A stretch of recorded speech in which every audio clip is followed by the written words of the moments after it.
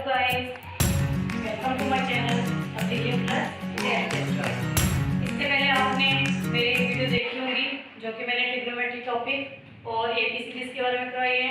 आज का मेरा टॉपिक है ratio and proportion. Ratio and proportion. So guys, first of all, what is ratio? Chapter शुरू करने से पहले आपको पता होना चाहिए व्हाट इज रेशियो। रेशियो क्या होती है? Ratio is the when we compare two quantities. When we compare two quantities that is called ratio. तो सबसे पहले ये बताओ कि रेशियो है क्या। जब भी हम कोई दो क्वांटिटीज लिखते हैं, कोई भी दो क्वांटिटीज, जैसे वेट ले लें या लेंथ ले लें या टाइम ले लें, जब भी दो क्वांटिटी लेनी है वो क्वांटिटी क्या होनी चाहिए? Same type. क्वांटिटी के टाइप क्या होनी चाहिए? सेम होनी चाहिए। और उनकी यूनिट भी हमेशा क्या होनी चाहिए? सेम। अगर दो क्वांटिटी अलग अलग टाइप की है या अलग अलग यूनिट्स हैं उनकी, तो हम उनकी रेशियो नहीं फाइंड कर सकते। किसी भी क्वांटिटी की अगर रेशियो फाइंड करनी है तो सबसे पहले हमें ये देखना है कि उनकी दोनों की टाइप सेम है और उनकी दोनों की यूनिट सेम है। अगर उनकी टाइप और यूनिट सेम नहीं है तो पहले उनको सेम बनाना पड़ेगा, then we find the ratio. For example, one quantity is A, second quantity is B. Ratio का सिंबल क्या है? रेशियो का सिंबल क्या है? This one. This is a ratio, symbol of ratio, symbol of ratio। तो हम इसको कैसे लिख सकते हैं दो क्वांटिटी की? A ratio B। क्या हो गया? रेशियो को लिखने का मेथड क्या है? By using this symbol. So this is our ratio, A ratio B। और इसको कैसे लिख सकते हैं? A over B। ठीक है। तो रेशियो की मेन क्या होगी? अगर हम रेशियो के मेन पॉइंट देखें, अभी तक तो आपको इतना समझ आ गया कि रेशियो है क्या। कोई भी दो क्वांटिटी को कंपेयर करना, उसको क्या बोलते हैं? रेशियो बोलते हैं।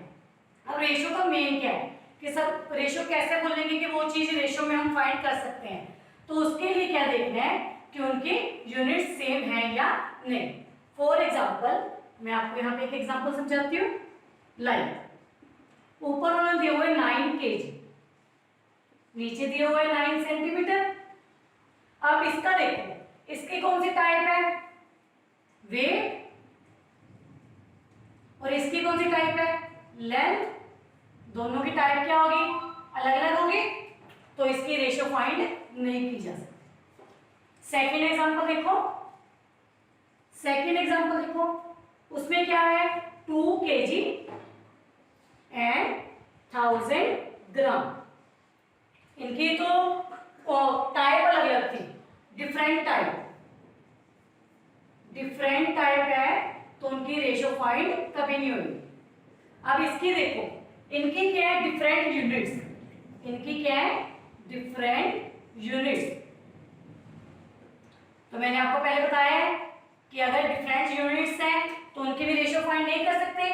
तो इनकी यूनिट सेम बनाने के लिए हमें क्या करना पड़ेगा?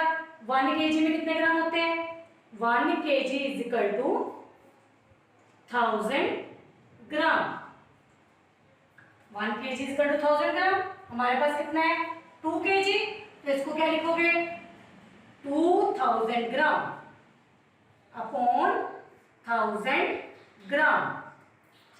ग्राम ग्राम कैंसिल, 30 कैंसिल, तो हमारे पास रेशियो का आंसर कितना आ गया? 2। This is the answer of 2 kg upon 1000 ग्राम। तो यहां से हमें क्या पता चला कि अगर उनकी डिफरेंट टाइप्स हैं, उनकी रेशियो फाइंड नहीं कर सकते। अगर उनकी डिफरेंट यूनिट्स हैं तो भी उनकी रेशियो फाइंड नहीं कर सकते। बट उनकी अगर हम यूनिट सेम कर लें, देन हम फाइंड द रेशियो। तो इसका क्या, इससे क्या पता लगा?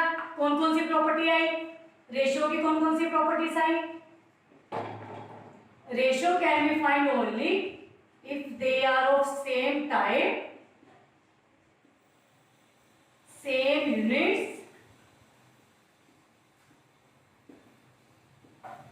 Ratio has no unit, ratio has no units. These all are the properties of ratio. Ratio always same type की होनी चाहिए, उनकी यूनिट्स सेम होनी चाहिए, और एंड पे जो रेशो का आंसर आएगा उसकी कोई यूनिट्स नहीं होती। और fourth one is ratio is always in simplest form. Ratio is always in simplest form.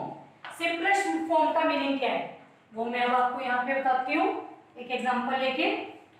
What do you mean by simplest form? Ratio का यहाँ तक समझ आ गया आपको। उसके बाद हम करेंगे कि रेशो की हमने सिंपल फॉर्म कैसे बनानी है। Like we have given example है सिंपलेस्ट फॉर्म की। हमें दिया हुआ उन्होंने 20/28। उन्होंने बोला है इसको सिंपलेस्ट फॉर्म में लिखो। ये रेशियो है हमारी 20/28, इसको सिंपल फॉर्म में लिखना है।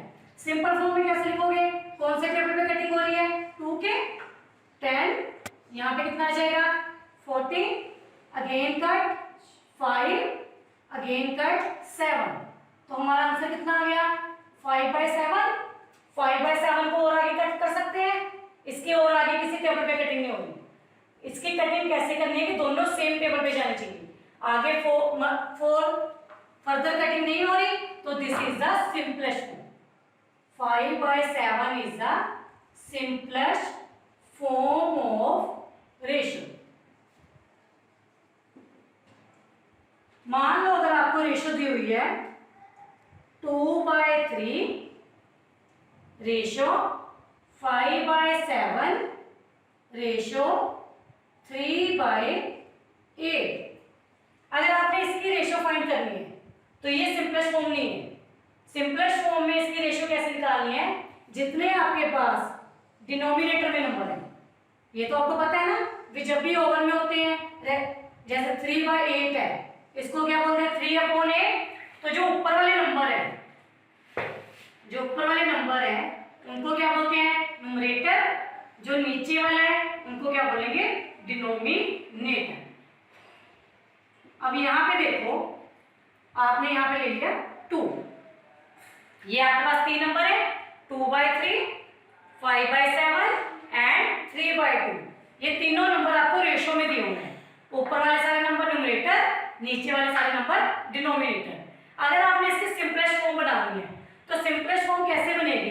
जितने नीचे डिनोमिनेटर में नंबर है इनका क्या लेना है एलसीएम। नीचे डिनोमिनेटर में नंबर कौन कौन से हैं 3, 7 और 2। इनका क्या ले लो एलसीएम ले लो। कितना आएगा एलसीएम? 3, 7, 2 का एलसीएम कितना होता है 7, 3 21। 21 को 2 के साथ करेंगे कितना आ जाएगा 42। तो एलसीएम कितना आ गया नीचे वाले नंबर का 42। तब फर्स्ट नंबर देखो, फर्स्ट नंबर हमारे पास क्या था 2/3, इसकी मल्टीप्लाई कर दो 42 के, कितना आ जाएगा कटिंग करके 3 1 3, 3 4 12, 14 2 28। This is a first number का आंसर। सेकंड नंबर क्या था? सेकंड नंबर 5/7, उसकी भी मल्टीप्लाई करो। Second number is equal to 5/7, उसकी 42 के साथ 7 1 7, 7 6 42, 6 5 30 आंसर। थर्ड वन इज 3/2, इसके 42 के साथ करेंगे कितना आ जाएगा 21। कितना आंसर आ गया 63। तो सिंपल रेशो कितनी बन गई इसकी? कितनी आ गई simple ratio 28 ratio 30 ratio 63। This is a simple ratio. ये हमें कॉम्प्लिकेटेड रेशो दी हुई थी, इसके हमने नीचे वाले नंबर डिनोमिनेटर थे उनका एलसीएम ले लिया। एलसीएम लेके हमारे पास आंसर 42 आया। देन 42 को फर्स्ट नंबर, सेकंड नंबर और थर्ड नंबर के साथ साइमल्टेनियसली मल्टीप्लाई कर दिया। उसके बाद हमारी सिंपल रेशो कितनी आ गई 28 ratio 30 ratio 63। This is all about the ratio. अगर किसी स्टूडेंट को नहीं समझ आया, या कोई प्रॉब्लम है, या कोई सम वगैरह समझना चाहता है, तो वो अपनी कमेंट बॉक्स में प्रॉब्लम बता सकता है, उसको मैं अपनी नेक्स्ट वीडियो में सॉल्व करके आपको बता दूँगी। ओके स्टूडेंट, अभी आपने देख ही लिया कि हमने सारा रेशियो का समझ चुके हैं। रेशियो की मैंने आपको एग्जांपल भी बता दी, रेशियो की सारी प्रॉपर्टी भी बता दी, सिंबल भी बता दिया, सिंपलेस्ट फॉर्म भी बता दी। अभी उसके बेसिस में आपको एक एग्जांपल करनी है। एग्जांपल क्या है? Divide ₹360 among 3 person in proportion to 3:4:5। हमारे पास क्वेश्चन क्या है? टोटल मनी कितनी है? सॉल्यूशन देखो इसका। टोटल मनी कितनी दी हुई है? ₹360। उसको कितने पर्सन में डिवाइड करना है? पर्सन कितने हैं? 3 पर्सन।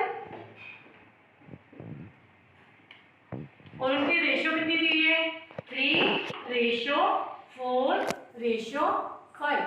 जब भी किसी चीज को डिवाइड करना हो तो उसके लिए फर्स्ट स्टेप क्या है कि जो सी आपको रेशियो दी हुई है वो सारी रेशियो को ऐड कर लेना है। ऐड मीन्स 3 + 4 + 5 कितना आ जाएगा इनका टोटल? 4 + 3 7, 7 और 5 12। टोटल कितना आ गया? 12। फर्स्ट रेशियो कितनी थी? 3 अपॉन टोटल के साथ 12, और मनी कितनी थी टोटल? 360। तो इनकी कटिंग कर दो। 12/12, 12 3 36, 0, 3 3 9। कितना आंसर आ गया? ₹9। सिमिलरली सेकंड देखो, सेकंड कितनी थी? 4। सेकंड क्या था? 4/12 इंटू टोटल मनी 360। इनकी कटिंग करके कितना आ गया? 3×4=12, ₹120। थर्ड वन क्या था? 5/12 इंटू 360। कटिंग करके आंसर 5 3 15, ₹15। ऐसे जितने भी सम आएंगे आपको एग्जाम में, उनमें कुछ नहीं करना, जो आपको रेशियो प्रोपोर्शन में दी हुई है सबको ऐड अप करो। ऐड अप करके जितनी टोटल मनी, जो कोई भी टोटल चीज है जो डिवाइड करनी है, ऐड अप करके उसके साथ डिवाइड करना है, टोटल के साथ multiply, then by solving, by cutting we get answer ₹90, ₹120, ₹150। अगर आपने देखना है कि आपका सम सही है कि गलत है, तो लास्ट में जितना आंसर आया है सबको ऐड अप करो। ऐड अप करके कितना आंसर आ जाएगा इसका? कितना बन रहा है टोटल? 15 और 12 27, 27 और 9 कितना हो जाएगा? 36। तो टोटल रुपीस कितने आ रहे हैं? 36। वही हमें क्वेश्चन में गिवन था, तो ये क्या आ गया हमारा answer. This is the answer of question. तो इतना समझ आ गया स्टूडेंट? ये सारा हमारा रेशियो के बारे में था। रेशियो के बारे में मैंने आपको सारा कुछ बता दिया, एग्जाम्पल भी और उसके सम भी बता दिया। ठीक है स्टूडेंट, थैंक यू।